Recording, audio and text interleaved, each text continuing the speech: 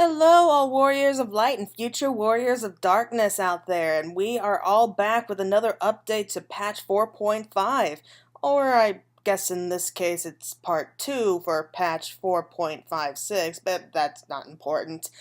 What is important is that we finally have more information for what is coming for us in the final patch for Stormblood. It has been a long time coming, and I know that I, for one, am dying to know how the story ends, and just how they're going to be creating all these events that are going to be leading us up into the story for Shadowbringers. Now, from what I remember, there were 6 quests for part 1, so I think we can be expecting part 2 to have around that same number, if not a few more. But I do think that they will mostly be cutscenes. That's usually how it works anyway. I think that's mostly going to be us running around from place to place before going into a duty commence or something like that. But with the final major patch for Stormblood, they better make it long and good, because this is going to have to tide us over until Shadowbringers. So it was a pleasant surprise when I checked the logstone today. I do that every morning, just to check up on any news or upcoming events. And I found out that they updated the special site for patch 4.5 with a taste of what's going to be coming for us in part 2. Nothing too major. There were only 3 big things coming out for this patch that we know of so far. There might be more later on. I highly doubt that.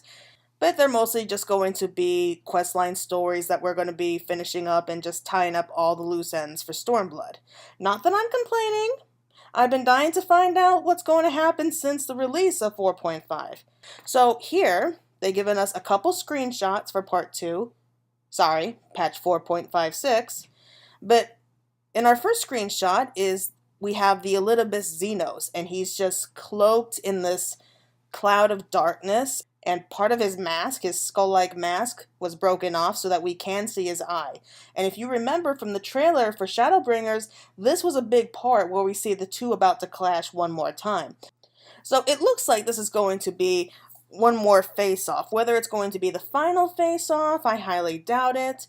But it does make sense to end Stormblood with perhaps the best villain that we've had yet. Even though it really isn't him, but there may be a scene where he does return. It's confusing. Whatever. The next cutscene is surprisingly just as dramatic. We have Tataru, and she is no longer wearing her bright pink kimono, which is sad because she was so cute in it. But we have her back in her original 2.0 clothes, and from the looks of things, she's back in the Rising Stones, which I was expecting, but it still was a kind of a surprise for me. So I'm guessing that now that we have most of the Scions comatose, the paperwork of the Rising Stones is bound to be reaching dangerous heights, so she was called back to help with that. I can totally see that. But we see her eyes filling up with tears, and as we know, Tataru is kind of emotional, and she does tend to cry over a lot of things, mostly if they're sad, but other times they could be tears of joy. But here, I'm guessing that these are going to be tears of sadness. At least that's what I can guess from right now. Perhaps she decided to return so that she could keep an eye on the rest of our sleeping comrades, which is very considerate for her. Meanwhile, we have a brief description below. With their negotiations in tatters, the Eorzean alliance must shore up its defenses as the Empire brings its might to bear on the Alamegan border. In a bid to tip the scales, the Warrior of Light rushes to join the fray, and all the while a mysterious voice beckons. Can Eorzea's champion resist the call? Or will this otherworldly requiem claim its final victim? Okay, so it seems that we finally have the explanation for the title, Requiem for Heroes.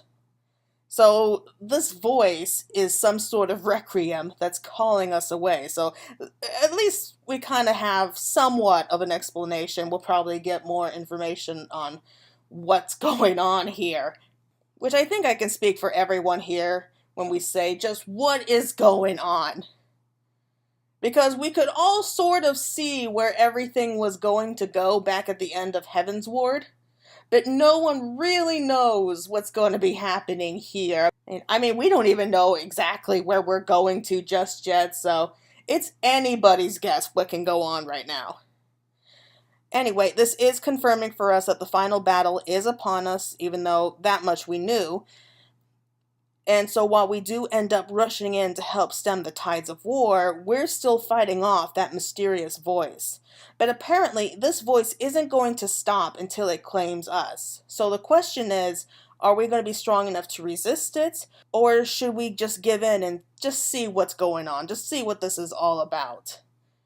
And will it be before or after the battle with Xenos? Because I think that will play an important role too. So that is everything we know for the main scenario quest line for right now. And so we're going to be scrolling down to the near bottom of the page where we have the rest of the patch showing up in both the further Hildebrand adventures and the Stormblood Beast Tribe quests. So we'll start off with the Hildebrand real quick, and here what it says seems to be in Hildebrand's own words. What a wretched state of affairs it is, to have Shiguri detained for aiding and abetting the escape of the wolf burglar, when it was more or less my brilliant idea. Justice and guilt, but mostly justice, compel me to remedy this situation with all due acracity, and to do that end, I would investigate the questionable activities of Master Ekebono, who is doubtless the villain at the heart of these dark intrigues. Yet, what is this curious sensation, this foreboding familiarity which gnaws at my breast? Could it be a long-lost fan? No idea what's going on there. I mean, we do have a couple screenshots, like we have Hildebrand dressed as one of the Shikishigumi and is running from a horde of other Shikishigumi behind him. Well, the second screenshot is a happy Manderville family, where we have Hildebrand when he was a baby and he's with his parents, Godbert and Julian. And we see that they both look younger, so of course they're supposed to. I mean, we see Julian's hair, it's in braids, and Godbird's hair was actually black, so that's kind of weird. So, not sure what is going on here, but knowing Hildebrand, it's bound to be hilarious. And yes, this will be the ending for the storyline for our favorite Inspector Extraordinaire for the time being. We don't know where he's going to be flying off to next, but there's no doubt that he will be soaring off to his next grand adventure. And I mean that literally, of course. Is there any ending to his story that doesn't involve him flying off into the sunset or something? Because I sure don't remember. And finally, we are moving on to the Beast Tribe quest. So, for those of you who don't know, at the end of each of these expansions so far, we have like these Beast Tribe daily quests where we go around to each of these different Beast Tribes and we follow a series of quests with them. And at the end of the game, we get like this grand finale where all the friends that we met from the Beast Tribes kind of gather together and just give us one last send-off. And this doesn't appear to be any exception either. We have just the one screenshot. We have the Ananta named Alpa and her second-in-command named Joromen. And of course, they're from the Ananta Beast Tribe Daily Quest. But it would seem that they decided, for some reason, to visit the Far East. And we can tell it's the Far East because we have the hot springs that they're bathing in, and you can just see the Prima Vista in the background right above their heads. Though, seeing it there, it kind of makes me wonder if all the players on board the Prima Vista are able to watch these people. Like, are they able to watch people in the hot springs while they're bathing?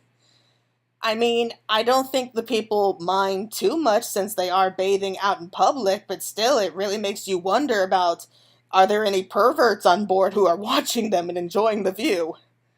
Anyway, the text below it says, a spectacular tale awaits in the Far East, where the Ananta, Kojin, and Namazu meet at last. But for them to come together, things must first fall apart. So it is confirmed for us that all three of the beast tribes that we became friends with during Stormblood are all going to be coming together one last time, and I do think that's a nice way to officially wrap up Stormblood. I mean, I am a little disappointed that we never got to meet and greet with the Lupin Beastmen, but I guess that they're seen so much as equals in Doma that there was really no need to? I don't know. But anyway, this is the latest update from the 4.5 patch site. We still don't seem to have an exact release date yet, which is kind of irritating. I mean, I'm guessing that since the FanFest is this weekend, they want to keep it all under wraps until then, but since March is almost over and they promised that it would be out at the end of March, I would mark your calendars on the 26th, which is 1 week from today, so that may explain why this news is coming out now. But yeah, that's all the information I think we're going to be getting for Part 2, at least for the time being. I mean, I think that we might get some more information from the next letter from the producer this weekend. That's, again, I really don't think they're going to be revealing too much more information because compared to the last patches, this one is pretty small. I mean, it's just, like I said, going to be wrapping everything up and tying up any loose ends. But I do hope that this will be enough to keep everyone excited until next week. So here's hoping that we're going to be having a grand ending to our 3 storylines.